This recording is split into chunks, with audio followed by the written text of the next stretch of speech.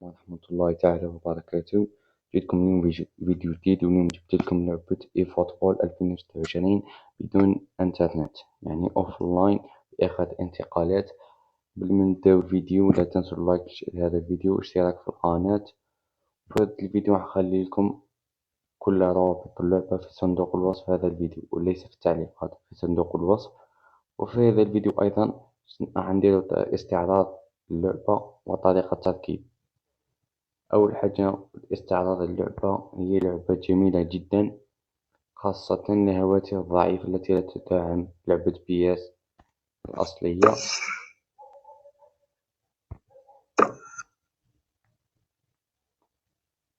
كما تشاهدون قوائم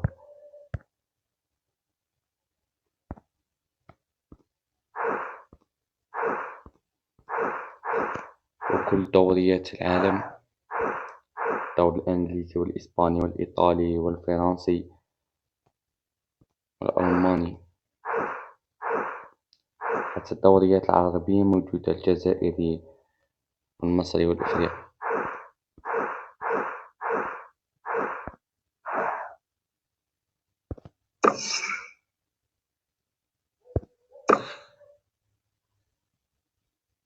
كما تشاهدون مشاهديني الكرام، يعني بأخذ انتقالات والأطقم الجديدة للموسم الحالي، موسم 2025-2026.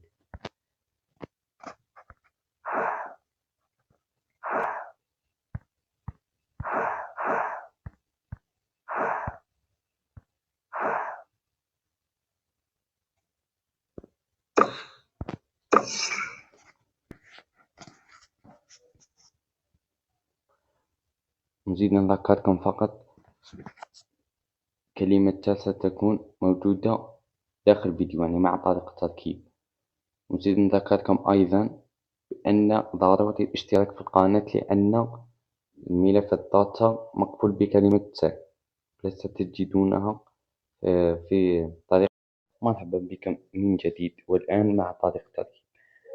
أول شيء نحتاج إلى تطبيق زارشيفر اللي معروف، يعني لتجدوه في جوجل بلاي، يعني تكتبون زارشيفر يظهر لكم، حجمه 2 ميجا. أول شيء ندخل تطبيق داونلود، إلى ملف الداونلود، ثم تجدون بعد تحميلكم لثلاث ملفات.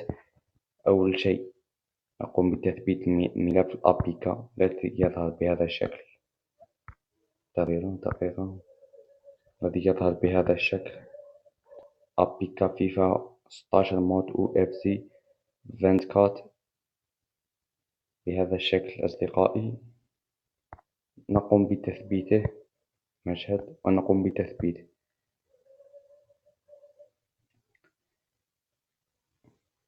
بهذا الشكل. يعني أنا مثبته من قبل، لا حاجة لأثبته مرة أخرى. بعد تثبيتكم لملف الأبليكا تقومون باستخراج ملف داتا،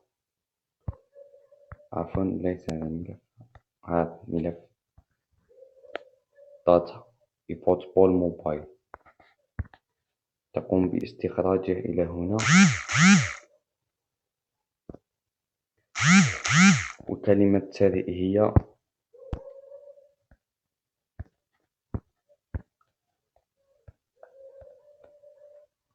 كما تشاهدون مشاهدينا الكرام، هذه هي كلمة تالي.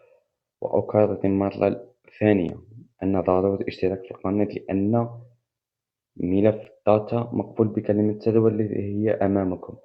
يعني ضروري اشتراك في القناة أولا، وثم تركيب كلمة هذه. بعد استخراجكم إلى الملف الداتا الذي يظهر إليكم بهذا الشكل، بهذا الشكل، نقوم بنسخه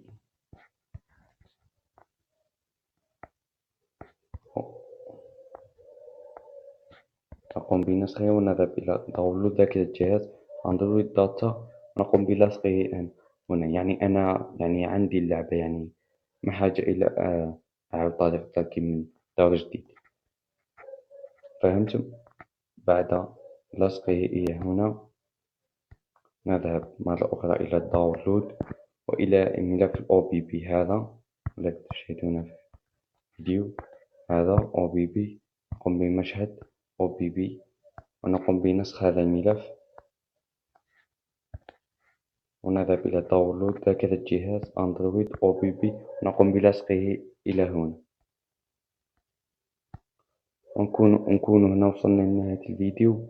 إذا أعجبكم هذا الفيديو لا تنسوا دعمنا بالاشتراك في القناة ولايك هذا الفيديو، ونتلاقوا في الفيديو الجاي.